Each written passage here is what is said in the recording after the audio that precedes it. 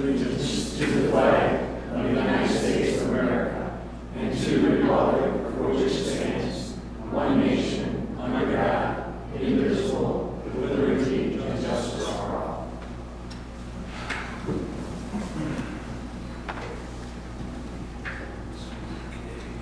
Roll call, please. Mayor Jerry Daly. Here. Trustees Richmond. Present. Chanoweth. Here. Priest. Here. Vogel. Here. Duberstein. Here. And Williams. Here. Okay, we have a quorum. Need a motion for the approval of the agenda. So moved. Second. Roll call. Trustees Richmond. Aye. Chanoweth. Aye. Priest. Aye. Vogel. Aye. Duberstein. Aye. And Williams. Aye.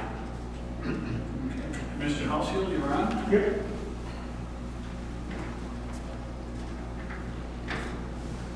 All right, good to be back again with working IT. It's awesome. It actually worked out well. The last meeting, we were able to field some questions and have some conversations. I received emails, received comments back from a couple of elected officials, the mayor as well, and even got some feedback via email from some residents who sent me some comments and so on. So we're actually able to factor in all of everybody's comments and corrections and make revisions. That's a process that usually happens extensively with like sort of planning staff on the city side. You don't have planning staff sort of happen in this fashion, so it was good. So I'll keep it sort of short and sweet. It's been on the website for a while, and you guys have all had it. There have been some minor changes since last month, nothing too extensive, but I'll go through it. For the record, comprehensive plan, every state has different enabling legislation that requires or recommends cities have comprehensive plans, and in some states, counties have to have comprehensive plans. Some states, there are requirements that they be updated every 5 years. That's not the case in Illinois. But Illinois does provide some standards and guidelines of minimum inclusion into the comprehensive plan. Comprehensive plans, for the record, it's not zoning, it is not regulatory, it does not dictate what you can and cannot do with your property. It is a policy document, it's a foundation to assist with decision making. It is something that you can share, elected officials, appointed officials, residents, property owners, developers, can all look at this to get a sense of what it is the village would like to accomplish in different areas. So with that in mind, I'll go through this pretty quickly. And let's see what happens. Let's try the mouse. Let's try this. Let's do the old-fashioned ways. So again, that was the cover table. The content's pretty straightforward. An introduction to village goal or vision goals and objectives, the land use plan, transportation, mobility, community facilities, and implementation. The land use plan is the heart of every comprehensive plan. It used to be comprehensive plans were just called land use plans, and all of us was basically a map with 4 colors on it. And then 80 years ago or so, it started to include transportation. And now they're incredibly comprehensive, including some communities, like in Colorado, by law, they have to include tourism, as an example. And every state has different requirements, whether it's cultural, historical preservation, tourism. Every state has different requirements. We're starting one. I was talking to the mayor. I'll be in Seattle on Thursday and Friday, and we're doing a couple plans and zoning projects there. And they're required to have environmental, climate change, hazard mitigation as part of the comprehensive plan. So climate impacts are part of comprehensive planning in the state of Washington. Real quickly, we get into the document. This is the actual PDF of the document about the plan. It talks about what a comprehensive plan is, so anybody that looks at this going forward will get a sense of what the purpose of the comprehensive plan is. Again, the best way to think about it is it's a foundation to assist with decision making. A couple of things that are really important about a comprehensive plan. It provides a foundation for a regulatory framework. If in the future you want to change your zoning or processes or codes, you should do so in a manner consistent with the recommendations of this document. It supports capital improvements and budgeting, not so much because you don't control a lot of the roadway jurisdictions, here in the county and IDOT do, but in that regard, you use it as a means to work cooperatively with IDOT and the county to to communicate your transportation and infrastructure objectives. It primarily also assists with funding. If you are going to pursue state or federal grants to help pay for something, if you have a comprehensive plan adopted that supports your request for funding, your chances of getting the grant go way up. If you don't have a comprehensive plan on the books that was adopted through a public process that supports your request, your chance of getting funding goes way down. So it's a very important tool for grant funding and approval applications. The other thing that it does is it telegraphs to everybody around you what you want to do. Neighboring communities, CMAP, if they do something up here at the county, if they do county planning, IDOT's regional planning, to all those other agencies and jurisdictions, it telegraphs what you want to accomplish to them as they do something around you or over the top of you. The planning process just talks about how we do the existing conditions. We've had multiple meetings. We heard from residents and some business owners as to what they like, don't like, issues, priorities, and all this was taken into account to help move along the way from where are we now, where do we want to go, and how do we get there. And that led to the development of this draft plan. Start off with a regional setting. It's important. Every comprehensive plan will locate the community, the city, the county. They talk about its regional location. We do that here geographically and narratively in the document. Apologize for the scrolling. The other thing we want to do is we provide a snapshot. 10 years from now, things will look totally different in terms of demographic market analysis, trends, projections. So at the time the plan is adopted, you want to capture all that as a snapshot. So anybody in the future looking back can see what was going on at the time the plan was created and adopted. So we created sort of a community profile. Residential, commercial, industrial market. These little beetles are all over the place. My wife is freaking out right now. It's like a bug on the wall. But we do population, income, households, residential, etc., employment, and commercial. We do all the inflow, outflow. But this is a snapshot of the entire community. The other thing, we can sort of snap a chalk line and say this is the existing land use. So every comprehensive plan documents the state of the community at a point in time.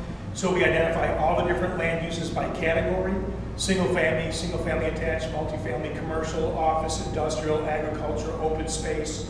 We define what those terms mean, and then we created a map of existing land use. So this isn't what you want things to be in the future. This is what it is right now. You'll see on this one of the categories in the gray areas means vacant. We don't plan for them to be vacant, but right now they're just vacant. Like the site that's just a little bit west of where Firestone is, right? That's a vacant site that will be developed at some point. So the existing land use shows it as gray. The land use plan will show it as commercial.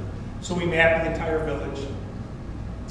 The next thing that we go into is vision, goals, and objectives. The vision statement is aspirational. It talks about what you hope to achieve as a community.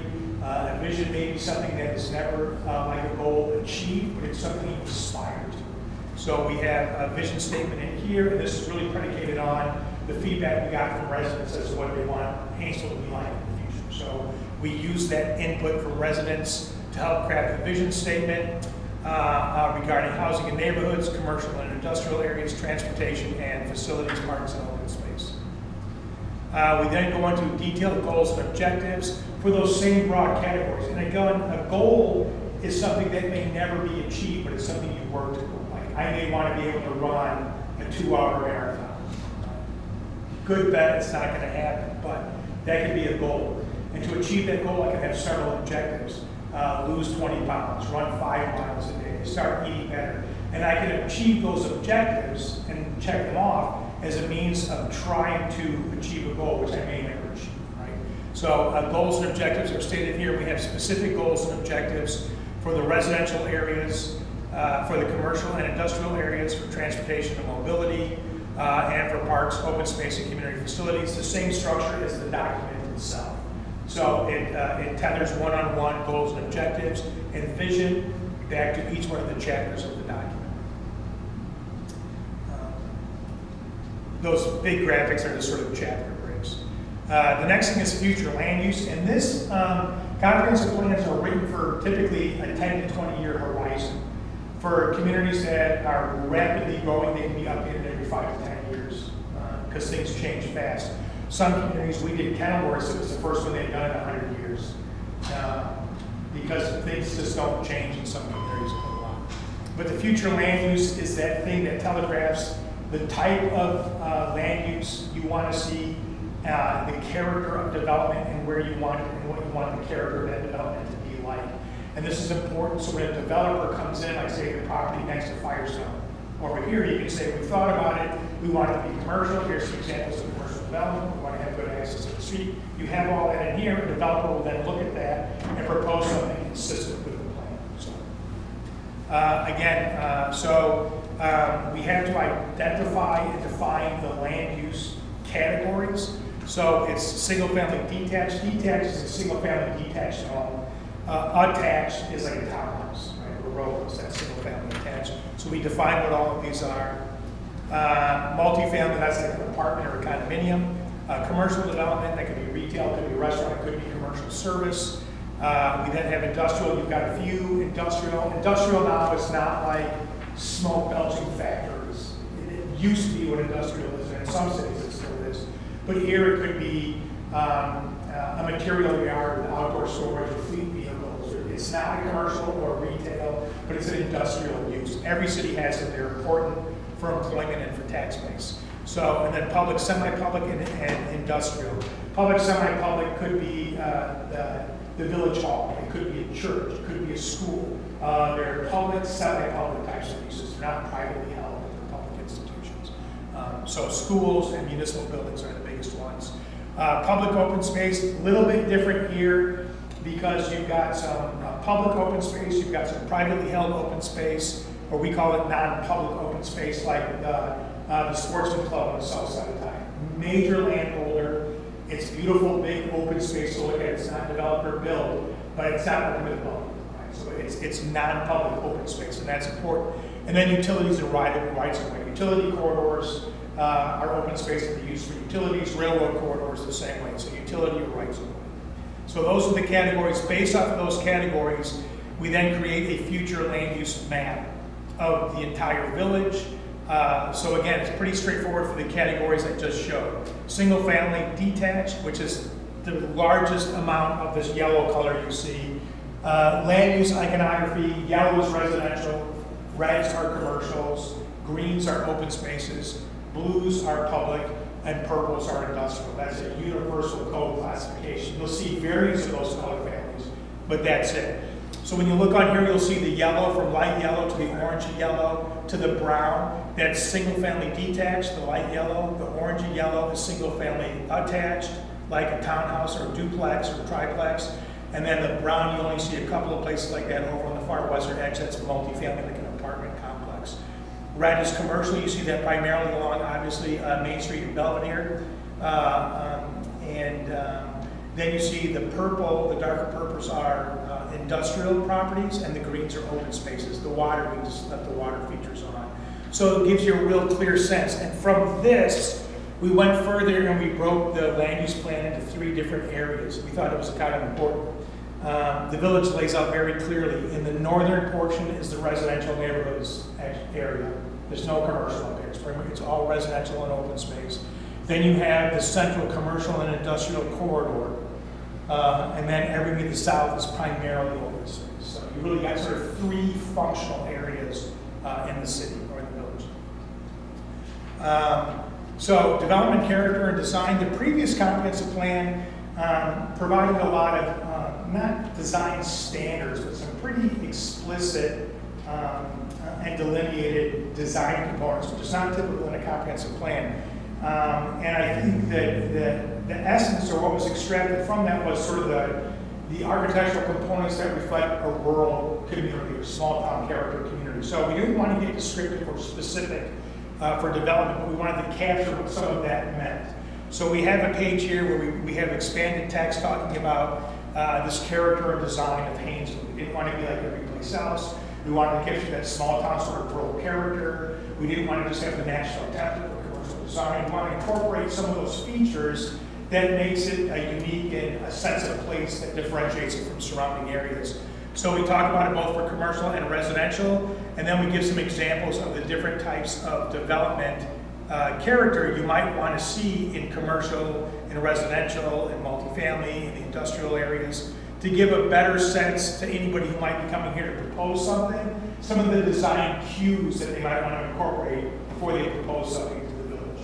Ultimately, you would decide the design, like Firestone, one of the adds to Firestone was that peaked roof in the middle. That was going to be just one long flat building. But they came back with that wooden board peaked roof piece in the middle to sort of soften it up and give a little bit more of a rural flair. So we captured that here, talking just about design and character of new development.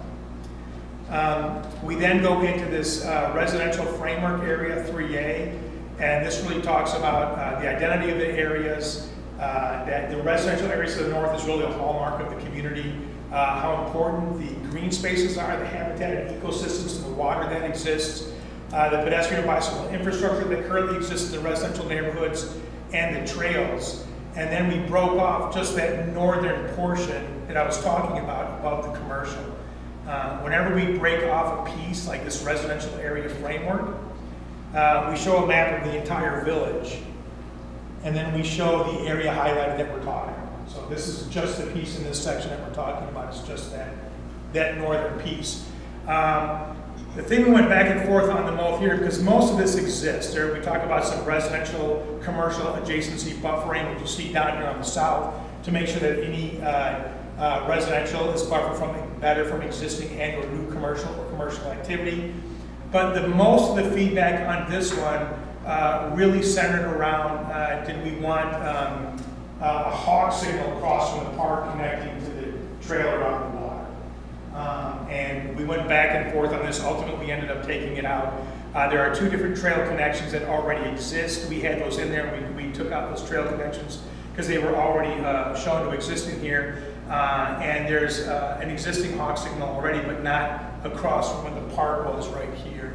We talked about putting one in right here, midstream, for safety purposes. We took it out. And if I may interrupt, if you went a little bit further north to the other end of the lake where Bighorn comes across, Right. we have the hawk signal There as well. garage over, Right.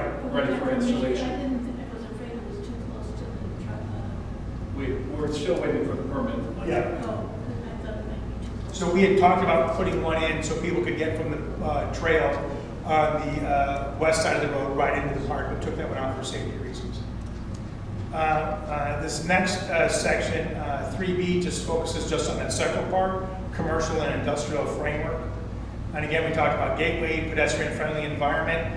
One of the changes we made to this, we talked about access management. There's a few spots where you basically just don't have a curb. People can just pull up wherever they want. That can be when people are backing out or whatever, that can be a dangerous thing. So we highlight areas where access management through striping or other means may want to be addressed a little bit better. And we talk about the idea of being more business friendly and identifying these development opportunity sites. One of the key things, and then again, commercial, so here's some of the things that we talk about in this section. Specifically, new development opportunities that we've identified in here. Commercial expansion opportunities. There are some existing commercial businesses that are located on sites that have an underutilized, fairly large portion of those sites. So they can build another building, expand or existing. So commercial expansion on an existing site. So it's not a new property, it's just underutilized pieces of existing properties. And then there are some residential properties on the road that over time may very well convert to non-residential uses. We've identified, I think there's 3 of those. So they could stay residential for forever, but they could very well transition either to commercial uses in existing residential structures, or those residential structures could come down and a new commercial development could go into place. And you're talking along Route 1. Yes, exactly. And I'll show you those. And then some frontage improvements. You've got some other properties where the uses are nice, but there's no screening, pretty unsightly along the road, where a little bit of improvement to those sites can improve your appearance and character of Hainesville as you go through it. So not development per se, but the frontage improvements. So with those different categories in the chapter, defining exactly what we're talking about, it corresponds with the map that talks just about the commercial area. And again, if you look at the map of the entire village, you can see we're just talking about the swath where all the commercial activity and industrial activity is, or most of it is. So you can see on this map, I can sort of pop out here a little bit, we highlight these yellow properties, or what we call these residential conversions uses. So you've got them on a major corridor where your commercial and industrial uses are, but these are still residential properties right now. And over time, it would be entirely appropriate for these to convert to non-residential uses, either in those structures or through redevelopment, or to be honest, depending on people that want to, they can stay residential for decades, or whatever. And this is a real kind of thing on corridors. You go, and the life cycle is these corridors come in and the streets get busier and they become arterials and more traffic. And it used to be that you see this line of homes. And over time, some of the homes come down and the businesses pop up, some of the homes remain. And the transition is the home will get sold and the business will move into the residential structure. But that's limiting. Then over time, all the residential structure gets removed and a small commercial development goes up. That's a natural process. So we identified where those were commercial expansion sites, these red ones. And these are areas on existing owned properties where businesses are, but there's enough room to either expand use, build another building, put on another use, or expand the existing use, because they're just large areas that are underutilized and are vacant that could accommodate another development on the site. They don't have to, but they certainly could. And then we talk about these larger straight up development opportunity sites, and you can see them clearly. Like here's Firestone right here. So the property to the west of Firestone, the property south along Main Street, that same area off to the west, and then some larger pieces further out, Belvedere, south of the railroad tracks, and then a smaller one right here. So we identified your likely big development opportunity sites, and 4 of them in this section that are ripe for development. There are challenges, clearly. Something should and could go to, so we talk about these being commercial, this likely to be industrial or service use, because on that side of the tracks, it seems to be whatever it is. There's no commercial momentum. So again, the maps correspond with all the text leading up to the graphics. And the one thing we did talk about, and I think it's a good thing to put in here, we mentioned trails and sidewalks. One of the things we had to pull back on a little bit was the first foray into this. We went pretty hard on the pedestrian mobility and the sidewalk stuff. And I still think any opportunity you have, you should push for that. Unlike a lot of communities, you have constraints a lot of other communities don't have. And we talked a lot about the sidewalk access and walking to school and connecting to school and other things. And we know there are some realistic constraints that hit here that don't hit most other places or a lot of other places. So we it took a while to sort of scale that back and get it worded correctly, given the reality of what some of you have on the ground now. And I know I'm going through this quickly, so if you have questions, I guess. The last piece is this of land use, this 3C. C is the Southern Area Framework. And this is pretty unique. Really, there's some commercial open space. That's the Sportsman's Club. There's land that can be developed. There's private open space, and then there's some environmental implications. And as the map goes, it's pretty straightforward, but it's a big chunk of the village. It's like half the village, right? So we identify here that open space that is, and how it's utilized or characterized as commercial open space, private open space, and then the commercial or industrial opportunity site that exists on the very north end. It's a big site. It's ready for development. I know there are some infrastructure issues that would happen to be there, but north of the street across from here, there's already some good development taking place. What's the name? I'm drawing a blank. That company that handles recycling refuse collection. Yeah, their facility is actually really nice. It's nice and landscaped. It's a nice building. It's maintained well. They have good signage. That's a good example. I know it's just outside the village, right? But that's a good example of what some of these industrial uses on these corridors would be. So it's a well-maintained, well-developed, landscaped signed piece of property. So again, it's very simple in terms of its colors and its use arrangement. Limited potential for new development up there on the frontage, but it makes up, as you can see from the map, half of the village, a little map on the bottom. So it's just a big thing, and the big push here with the Sportsman's Club is it's there, it's established, it's thriving, it's doing well. They want to continue to be sort of making improvements to their operations. The main thing the village's perspective is don't let the Sportsman's Club activities extend any further north on the property. Do everything you can to just make sure you're maintaining the southern end. And I think that's where they all are now for the most part. And that's the biggest priority thing now is to keep those activities at the southern end of the property. And that won't be extremely difficult because of the laws that took effect in the mid-90s. Correct. That indicates the distance they must keep shooting spots from Right. residential or Schools and everything else, right? Yeah. So it's there, it is what it is. One of the nice ancillary benefits, if there is one, is they have to maintain massive amounts of open space around them. And it's just nice in communities that sort of maintain open space. You have your open space the size of half your community that likely will remain open space as long as they are there. So, that's one of the benefits. We then get into transportation. And again, land use is the core element in comprehensive planning. The next is transportation and community facilities. Those are the three. Transportation is unique here because IDOT and the county really are the biggest players for your roadways, right? And so they're always a player in communities, but here, like, they're calling the shots. I mean, it's, they've really got all your major roadways tied up there through those. So we flag in here the need to maintain jurisdictional cooperation.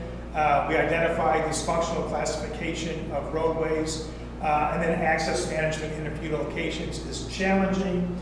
The higher up the food chain a roadway is, from arterial to collector to local, the less access there is at the higher levels, or more managed access there is at the higher levels. Like on a highway, you don't have driveways every 50 feet. In a neighborhood, you do. Everything between those two has different varying degrees of access management.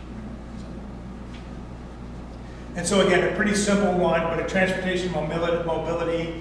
We identify the different arterial streets, the local streets, the trails, and we try to get a sense of how people move around trails, sidewalks, roadways, and where the traffic signals are, the hawk signal, and access to the trails from the sidewalk further up around Cranberry Lake Trail going around there. So again, compared to most communities, a very simple, established transportation system.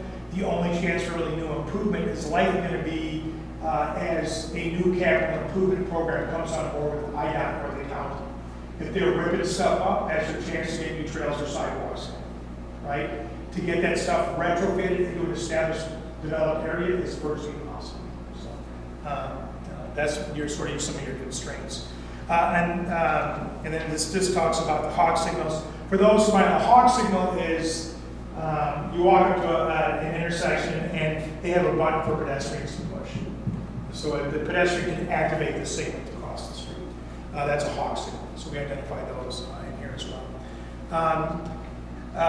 Public transportation, again, you don't have a whole lot in the village. You've got a PACE bus route that goes through the village.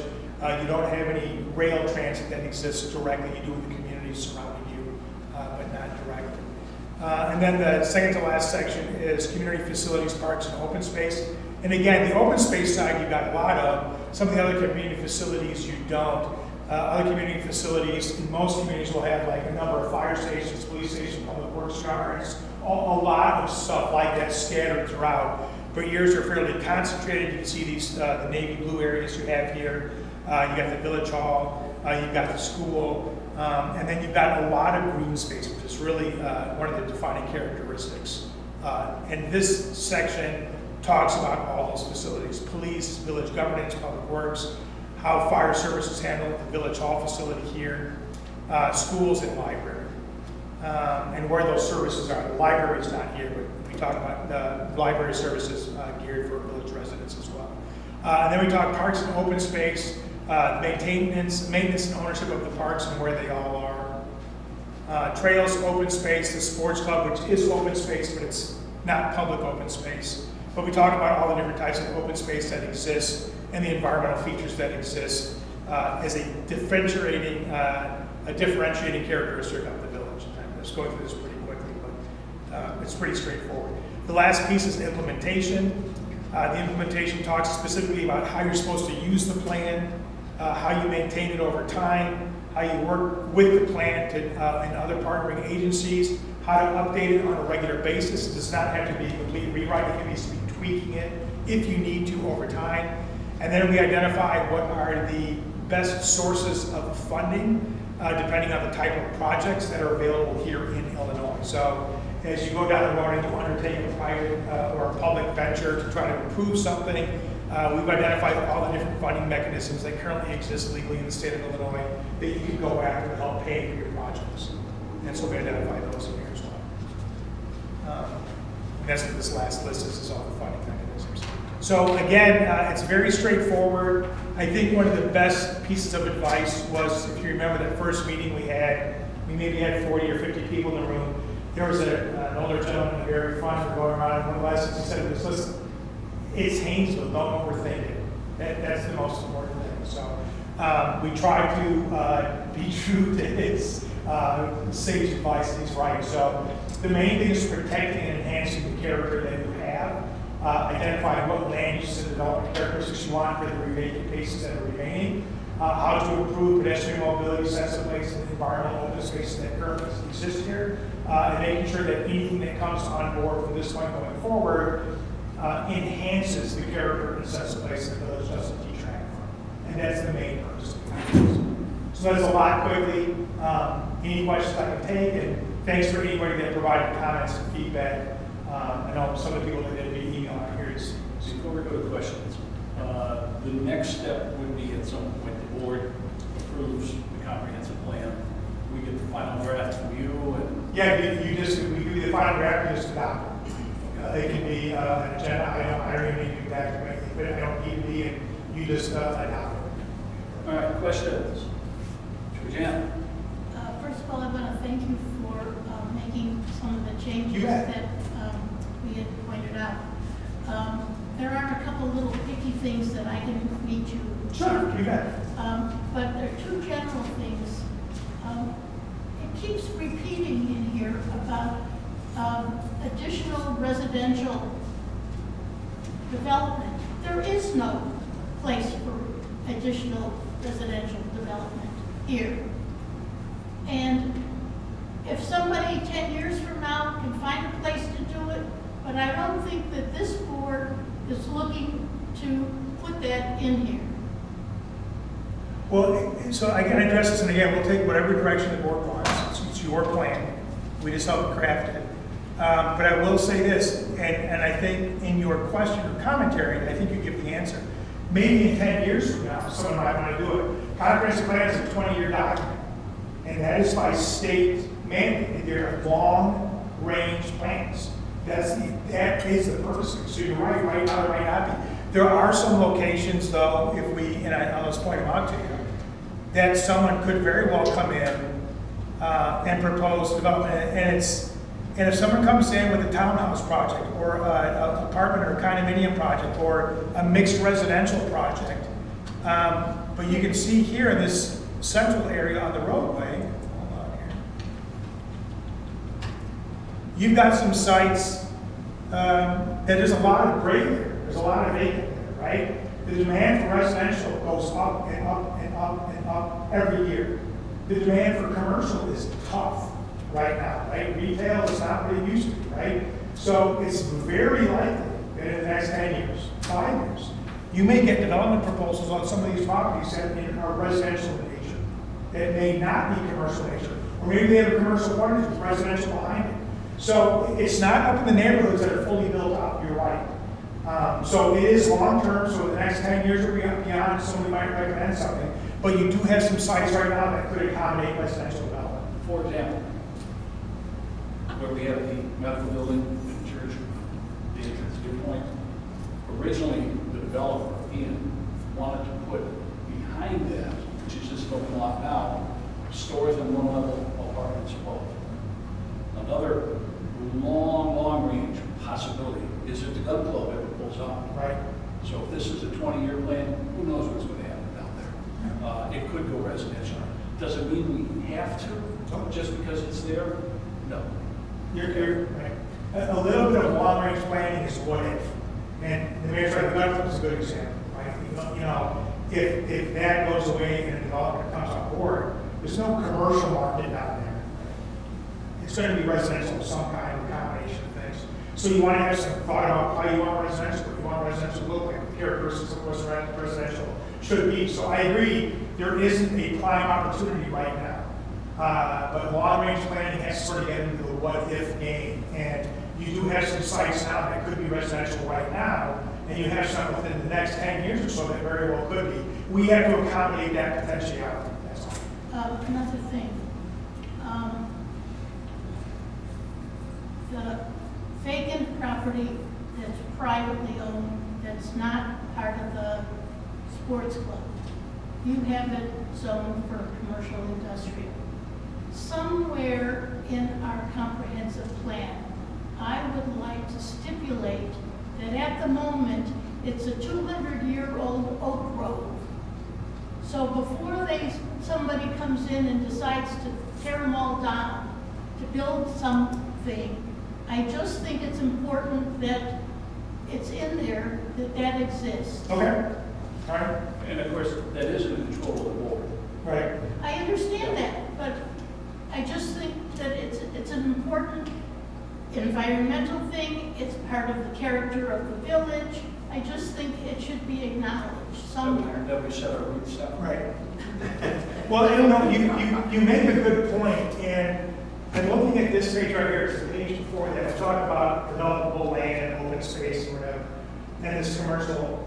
But I think we have to think about your environmental implications. There's enough from here to put specifically something that talks about any development within the southern area on the sports club or elsewhere in the village.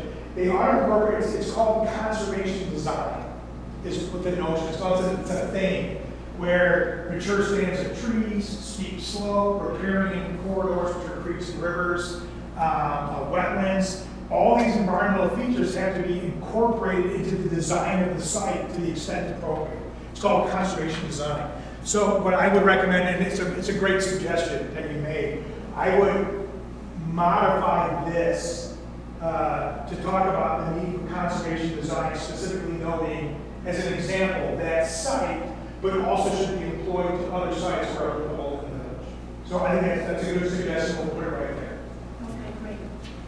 There are just a couple other little things that I point out. That's, Yeah. you know, or- No, I can Okay. just talk to them after. Yeah. Or you can email it to me. It's in between. Yeah. Before the regular meeting. Yeah, probably not. We've got a lot tonight. You can get it to me, just email it to me or mark it Okay. up, whatever. Okay. But I'll make them. But the environmental suggestions are very good. Okay, thank you. Doug?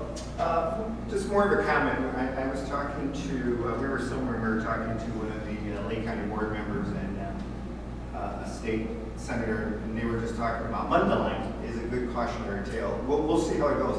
We're really, really expanding and building a lot of townhomes. And one of the issues that comes up is TIFs. And wealthy developers are asking for TIFs, where normally that should go to different use, not people that can really afford to build. And Winchester Road, for example, is an issue because they want to extend it west through the farm fields because they'll need some other roads, and that's the fight right now. So that's just a lot of issues that may come up, but to your point, they would need to be prepared if that ever occurs to have a plan, like you're saying, Right. plan ahead for it. Yeah, and it's funny for people, that TIF that he's referring to, and everybody on the diet probably knows it, but it's tax increment financing. Oh, I'm sorry, yeah. Yeah, and what it is you sort of say, okay, it's usually conditioned upon findings of blight, but the state sets those conditions. You then have to do an inventory and analysis to see if it meets blight conditions as defined by. There are areas in Chicago on the Magnificent Mile that qualify as blighted. So I think there's some creative applications on TIF. But what it does is when you create a TIF district, you create a boundary, you freeze the taxes in that geographic area for 23 years. So if I've got the idea is this, you have a piece of property, it's blighted, it's ugly, it's falling apart, it's horrible, we're gonna TIF it. So the taxes on a property like that are pretty low because it's a crummy piece of property. So you freeze it, let's say the taxes are $1,000 a year. And the developer comes in and builds a beautiful mall, a shopping center. And the taxes should go up to $1 million a year, right? They don't pay $1 million in taxes, they pay $1 million into the TIF fund instead of taxes. And then that fund can be used to put in streetscape, landscaping, signage, and get rid of sites, and do environmental remediation. That fund, as development happens, the fund grows. Because they don't pay taxes, they pay taxes amounts into the fund. And that fund can only be used to improve that geographic area of the TIF district. So it's not perfect, but it's a powerful tool. It can be very effective, but it can also be misused, 100%. And there's 2,000 acres that the Works family owns. That's the redevelopment, and that's, to Georgianne's point, here we have 700 acres that the gun club owns, and that's 2,000. So it is a cautionary tale. Yeah, that's that area up there by the water. It's all wooded. It used to be like, I know exactly the property you're talking about. It's a gorgeous piece of property, just gorgeous. Yeah, we did not the current, my comprehensive plan, but like 16 or 17 years ago. So I don't want to land right now. Any other questions? Yeah, one other thing. About marketing. I mean, the whole, we keep talking about wanting to develop commercial, industrial. Is that something you would help us with? Is that something we have to find another company that can do that? I mean, I know the comprehension, we could use some of what's in here toward it, but I mean, because I know, aren't there packages they do put together for Robert Frank? Sure. So a couple of different things. There are firms that do nothing but that. So I'm not going to, we've also worked with communities to do developer RFPs. We've taken out ads and cranes business. We've helped developer summits where I would come to a village hall, prepare these packets of materials. We would invite developers, we would then walk them out through the property, we'd walk them through the zoning, let them know what could be done. The mayor would come out and say, the economic development director would come out and say, here's what we're willing to do to get the right development, blah, blah, blah. So there's a lot that can be done. There are people who do it for simpler ones. We've done it. There are firms that do nothing but that. We prepared a lot of materials for cities to go to ICSC, that's the International Shopping Center Convention in Vegas. Every year, that's where everybody goes, even your neighboring communities. They send out representatives, firms to ICSC to try to court the Whole Foods, the Trader Joe's, the whatever. So development is tough right now. It's just tough. The sites you have here are challenging. They're relatively small. You got good traffic going by, but the sites are relatively small. You don't have a real dense residential population right here that can walk to the site. So it's challenging. So we can help do some of that stuff for sure. We might be able to point you to the direction of some people that we used before that do nothing about that. Both big firms and individual people. We have a guy who used to work for us for 12 years. And he went out on his own now. He sort of does that on his own. And he's doing it for 4 or 5 communities in the Chicago region right now. He just does it economic development. So I can put you in contact with those folks who we can talk to. Thank you. Yeah. Any questions from the audience? Yes, ma'am.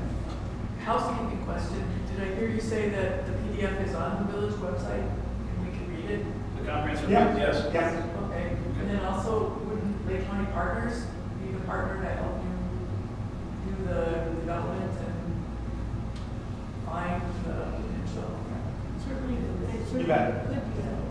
It's certainly, that's a good idea.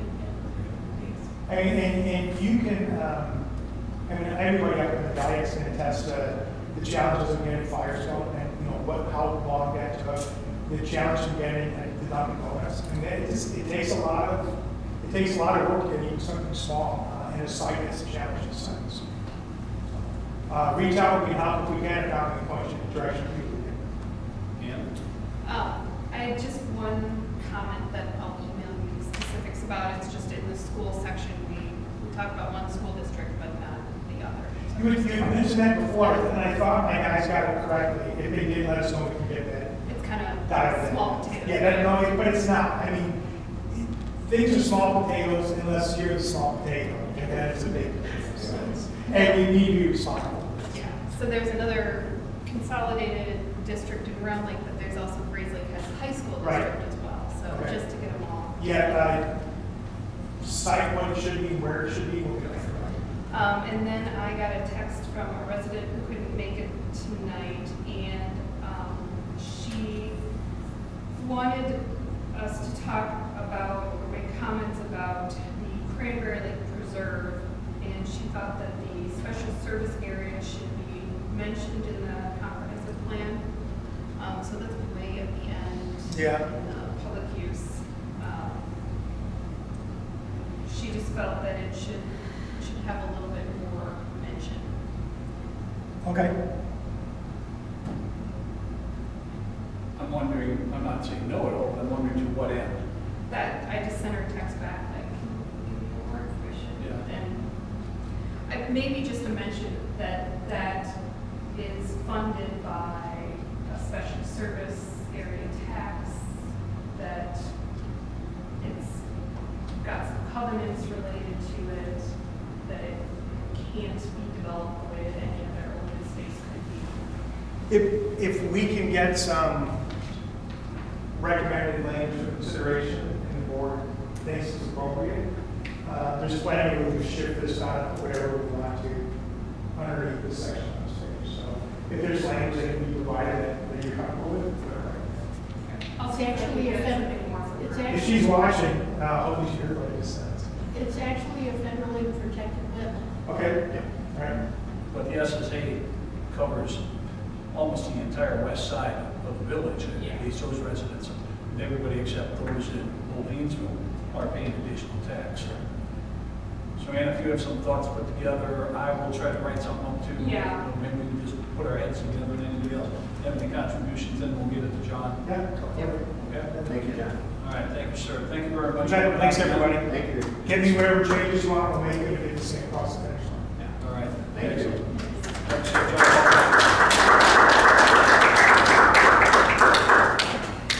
All right, public comments. Mr. Duberstein, long time no see.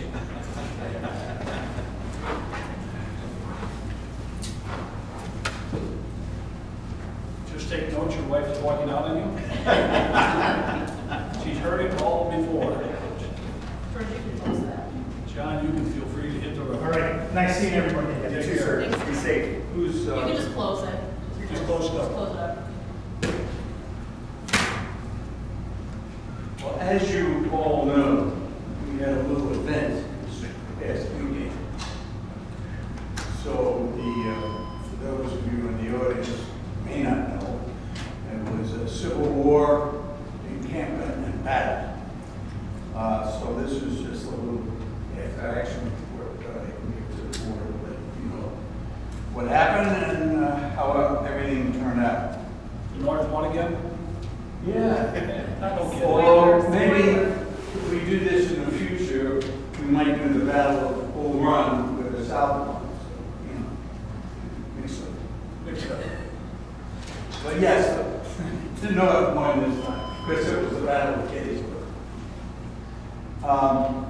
It was a great event. The weather held up as it always has the past several years. It got a little testy, Saturday afternoon, but Sunday especially, the weather was great. And we had a real nice event. We had more cars and more people than we've ever had before. It was over 500 cars, and we began to run out of parking space, and we had to use some of the additional areas that we never had used before. And it was over 1,000 people that came here. Those people the visitors that I talked to, as well as many of the reenactors that I talked with, were very happy with the event. They thought it was a great event. A lot of oohs and ahs. And several of the people that I talked to, and maybe some others as well, were repeat visitors, not only from the last year, but from years past. As you know, we've been doing this since 2016. And they would like to come again. We try to mix things up a little bit at different battles. For the first time this year, we added a reenactor called Harry Tubman. And actually, I had to took some time out from my various duties to actually listen to her. And she did a great presentation. At times, it really got emotional. And her presentation, as well as all of the presentations, as well as the reenactors themselves, are a great history lesson. These reenactors really know their history, they know know the history of the time, as well as their particular character. And in addition to just the presentations that are given, just walking around, having the visitors talk to people in their little encampments is a great advantage for everybody to learn. So in fact, we had a whole group of people from Wilbur Wright College come there to do some investigation for their studies, and we had one or two people from one of the high schools that were assigned to some kind of report that they were able to do as a result of attending the event.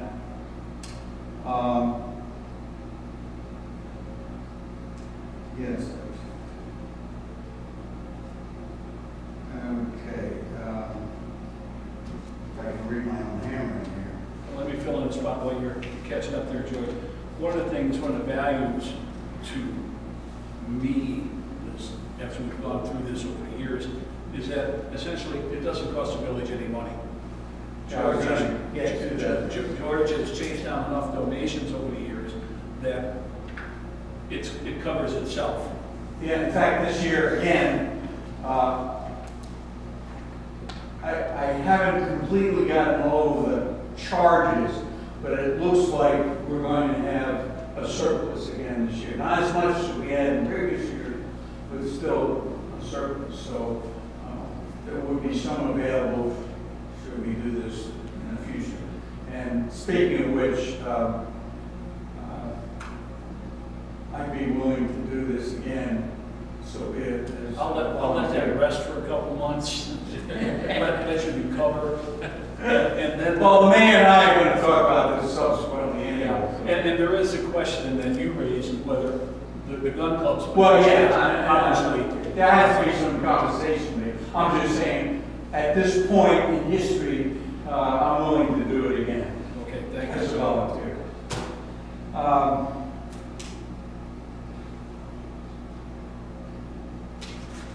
Okay, I won't belabor the point. I'd like to thank, first of all, the mayor for his support, and obviously the North Brook Sports Club for letting us use their property. It's a great venue for this event. The Public Works people, we only had a few of them left, did an outstanding job throughout the weekend, many times without any breaks at all. Especially, although they all work very hard, even before the event and then cleaning up after the event.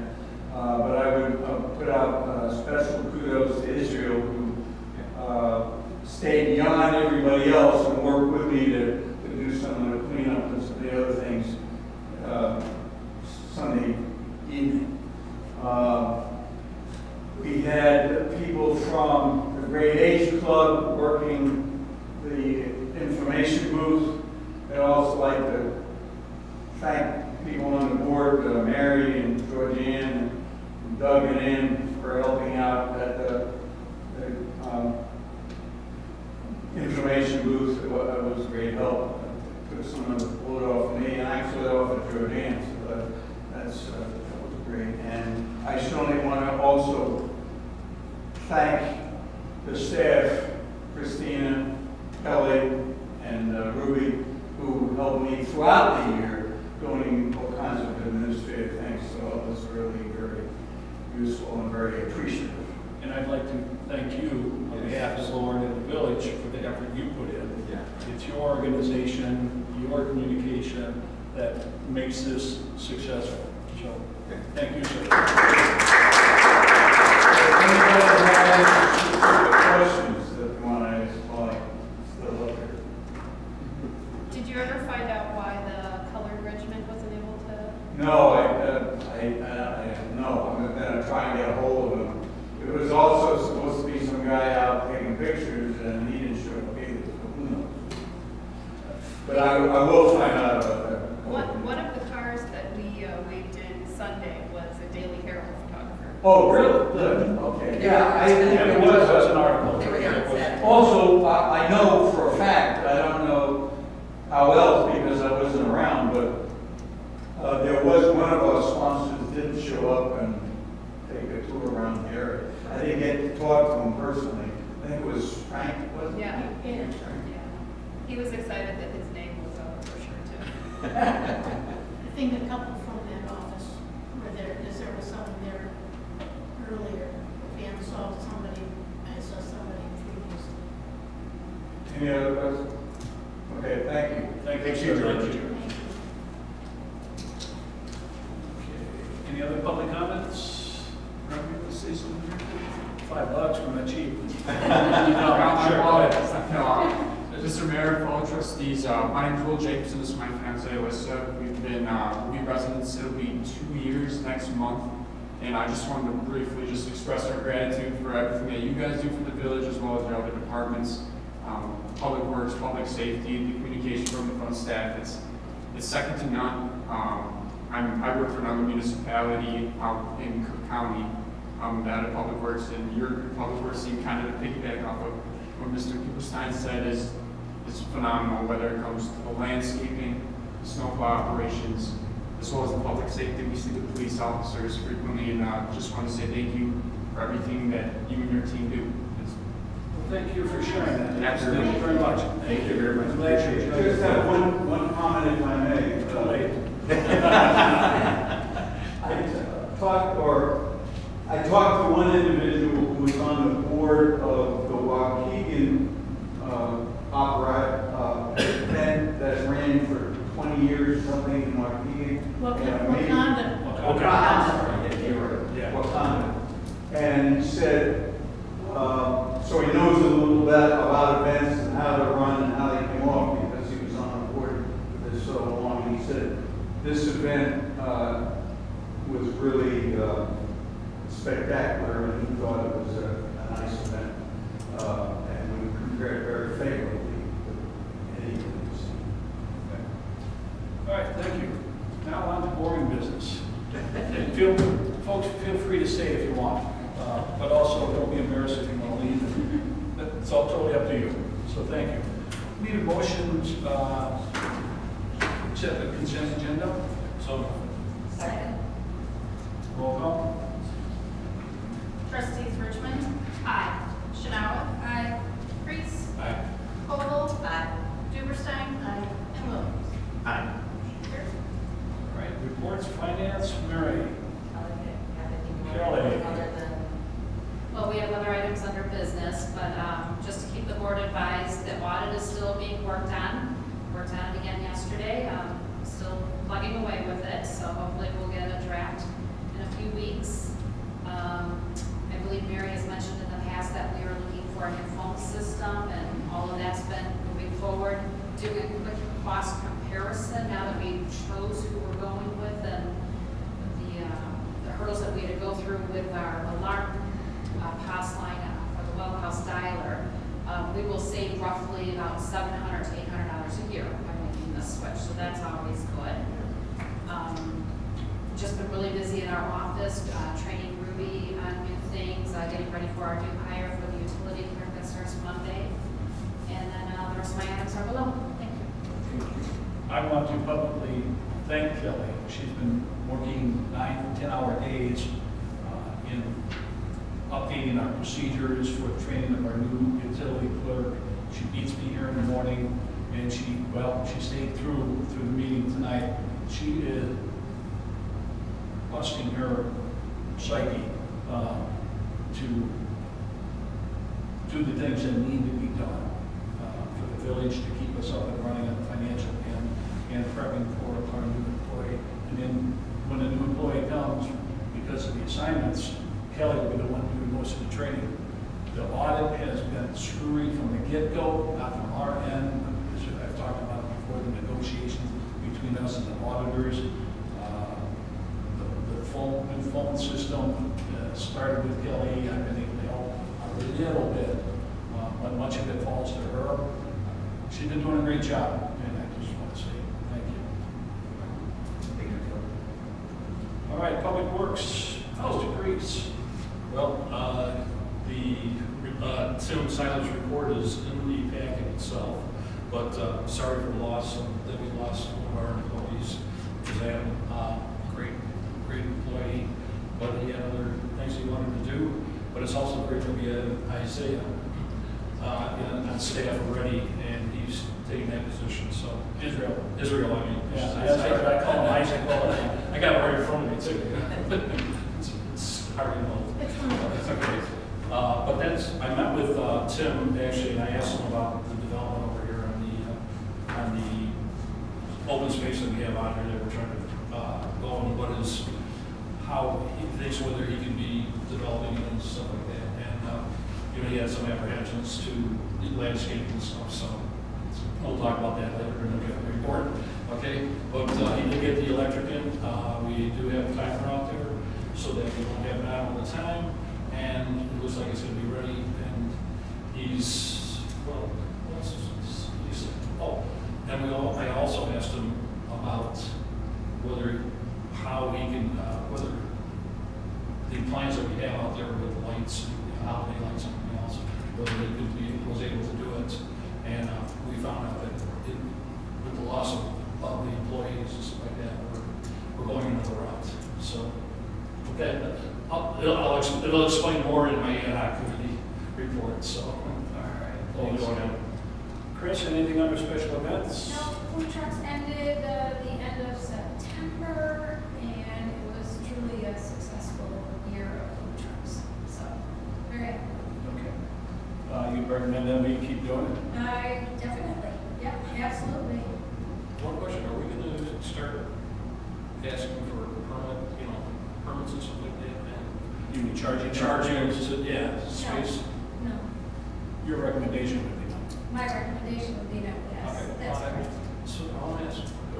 Well, just a reminder, because we have a couple of board members on this topic, a lot of places charge for space. When we first brought this up and discussed it, we thought, well, this is more of a service to our community, and it doesn't cost us anything. I know, sure, we could make a couple bucks. Some of the sites charge $25 per truck.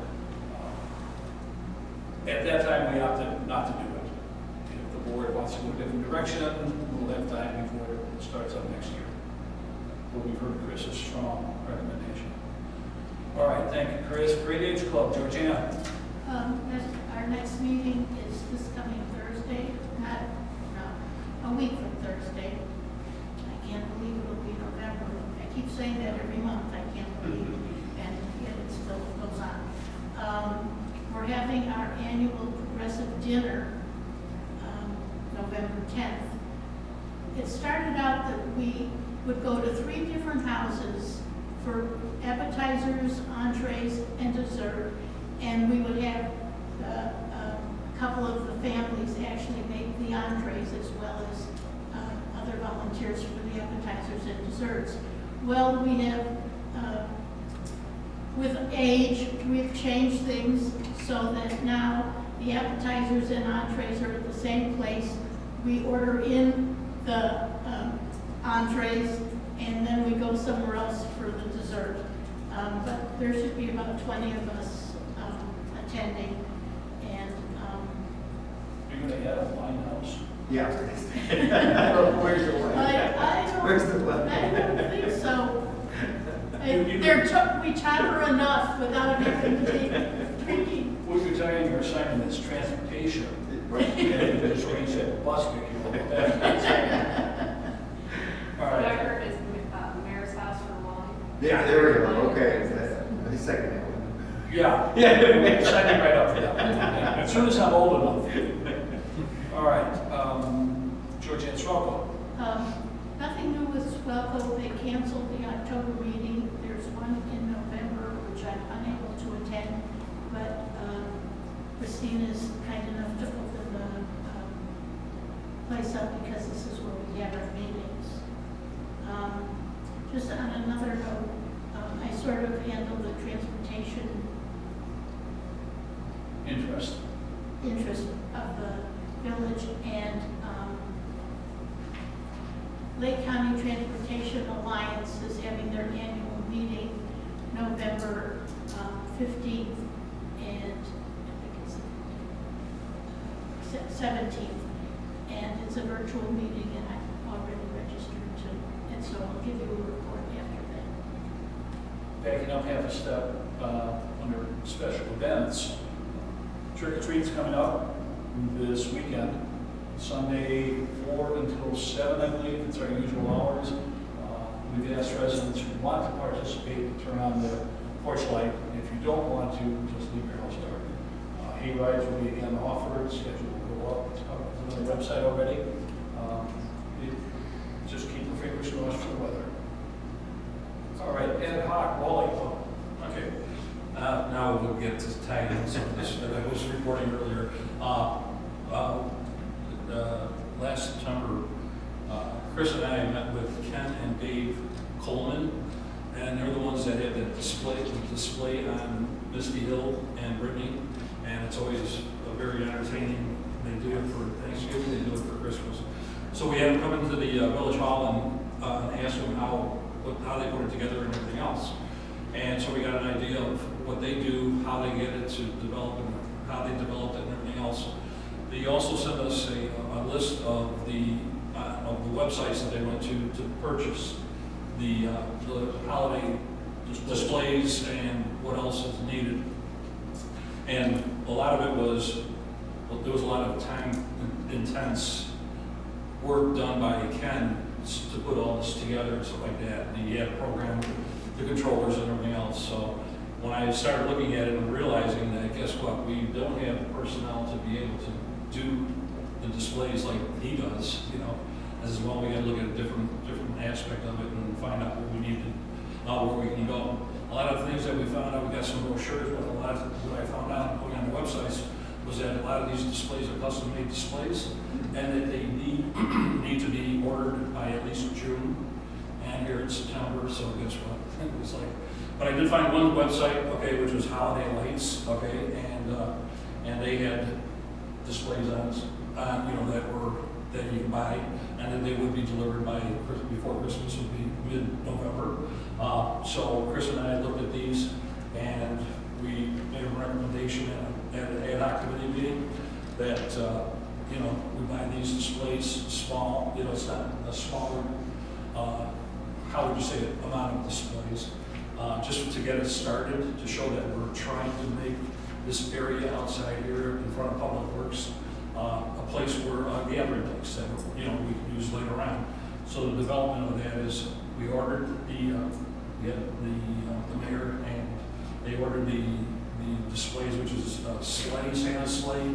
It's going to be 2 LED trees and a nice big sign saying season's greetings. And the sleigh is what, 16 feet long? The sleigh is 5 feet by 16, I believe. The sign is 2 feet by 12, and then the LED trees are 2 8-foot tall trees by 4 feet. So this is the beginning. Right. You've heard us talk about wanting to do something out there. Right. And so this is a step. We came to some other conclusion. Why don't you continue with that one? That's what I won't steal your thought. And then when I was talking about, we asked him what he can do and what the Public Works crew can do. The mayor and I kind of decided, well, guess what? I think it's a little bit too much for our crew to handle. So we decided to go out and find a landscape company to look at it and come up with a quote and see how we can develop it. And it might not be a 1-year development. We might do a 2 or 3 year development. But we contacted them. They came out. They took notes and everything else. They haven't got back to us. This was a company that Wally had worked with before at Lord of Glory that did some work over there. And we were kind of looking for some pro bono work and some suggestions long term. And he seemed enthusiastic. We'll see what he comes back with. And we may have to do some budgeting in the future. Right.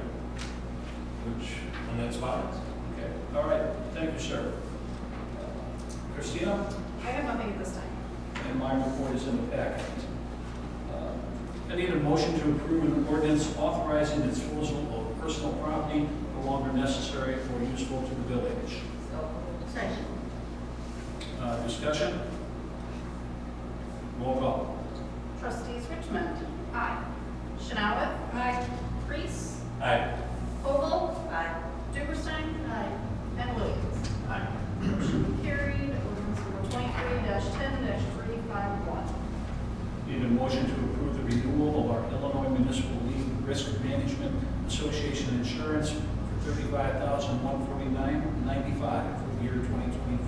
So moved. Sorry. Discussion? Quick question there for Kelly. Kelly, is this like if I fall or somebody falls, like liability? It's all the general liability, workers' comp, property insurance, marine insurance, everything, the Great. whole kit. Okay, thank you. Any more discussion or questions? Roll call. Trustees Richmond. Aye. Chanawith. Aye. Priest. Aye. Vogel. Aye. Duberstein. Aye. And Williams. Aye. Need a motion to ratify the award, excuse me, for the 2023 crack filling program to Hastings Asphalt Service Incorporated in the amount of $39,144. So moved. Second. Discussion? Roll call. Trustees Richmond. Nay. Chanawith. Aye. Priest. Aye. Vogel. Aye. Duberstein. Aye. And Williams. Aye. Motion carried. Need a motion to approve the proposal for CSI Tech for Lenovo Tower Server 5-year warranty, software setup, and migration of data for $13,569. So moved. Sorry. Discussion? We've had them for a long time.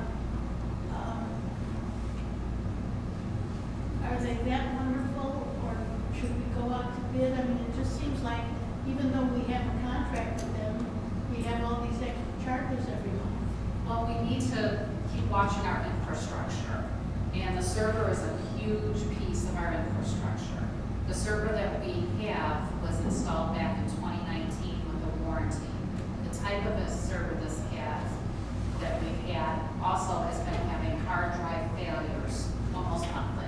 They've been under warranty each and every time, but they are an old type of drive that was good at that point. Technology keeps evolving. Our warranty for those replacement of drives ends at the end of June of next year. So we are trying to get ahead of this game with CSI, who we contract out with all our IT needs.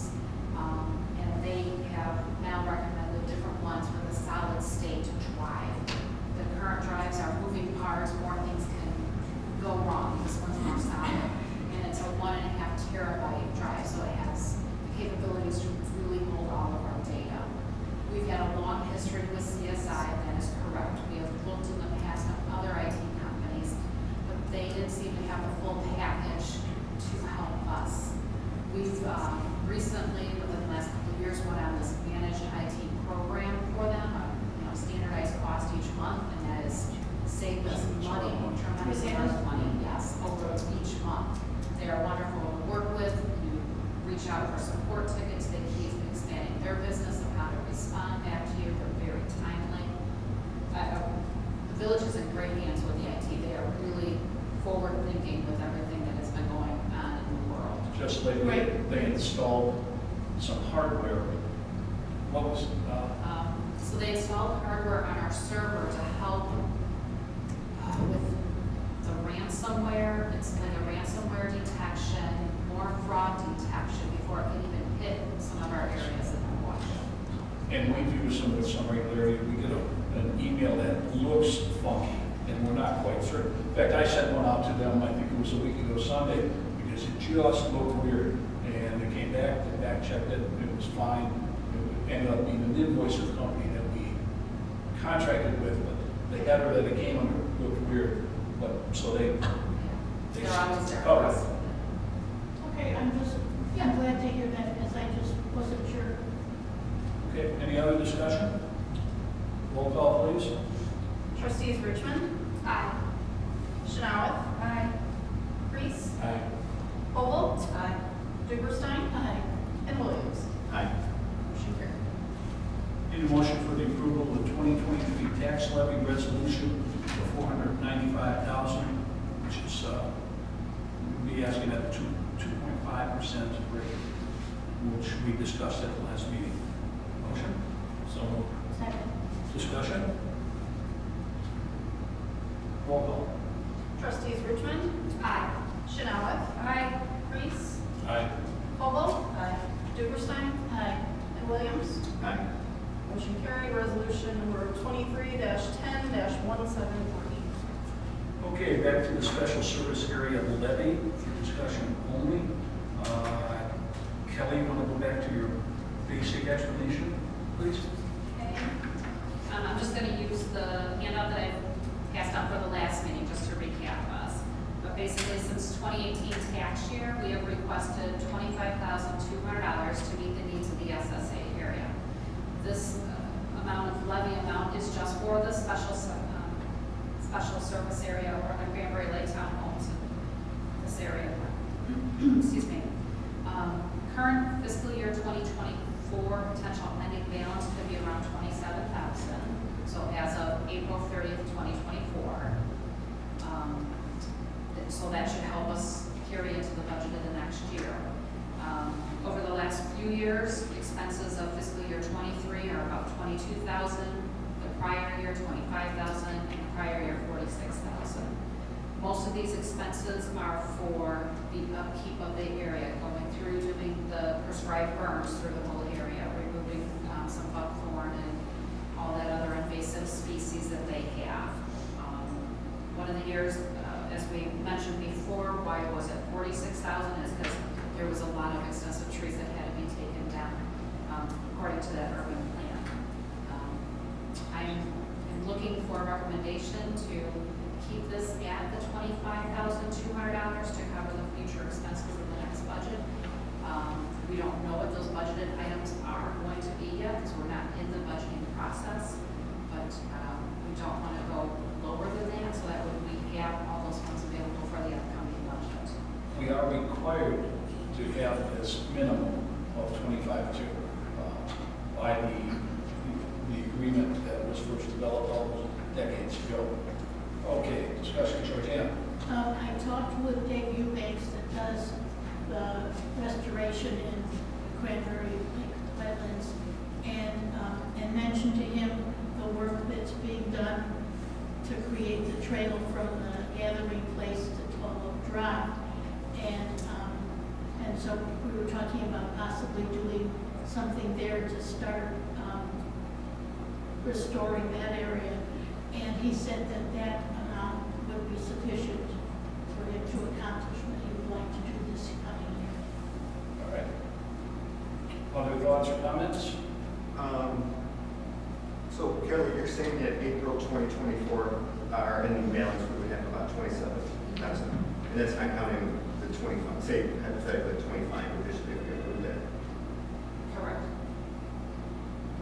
Right, because those tax monies don't come in until the first installments would be made June, September. And like I said, we don't know what budget requests are being put together for it yet. Okay, so we have choices to make. We can leave the levy as is, and it only affects essentially those on the west side of Hainesville Road.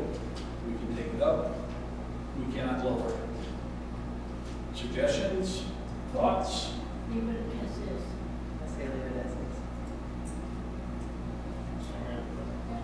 Yeah, because we have a surplus already, so that'll just beef it up a little bit.